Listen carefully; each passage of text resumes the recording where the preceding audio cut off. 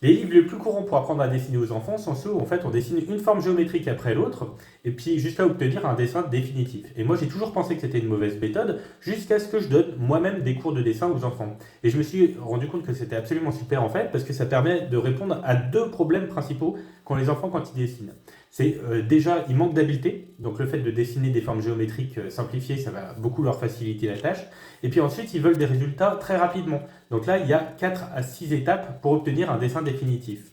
Et moi, quand je donne des cours de dessin, donc, je demande un sujet aux enfants, ils me le donnent, je dessine leur dessin, et ensuite je le décompose par étapes pour le redessiner avec eux.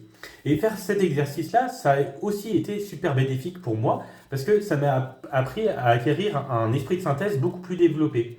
Et quand on commence le dessin, en fait, on est surtout impressionné par les détails, mais on se rend vite compte qu'en fait, ajouter du détail, c'est très très facile. Tandis que acquérir justement cet esprit de synthèse et cette efficacité, et ben, c'est vraiment le but en fait qu'on cherche à atteindre quand on s'améliore en dessin.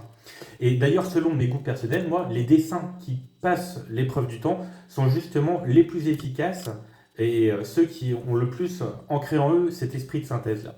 Donc peut-être que vous avez un avis différent, n'hésitez pas à me le dire en commentaire. Et puis si vous pensez que mes conseils sont utiles, n'hésitez pas à partager mes vidéos.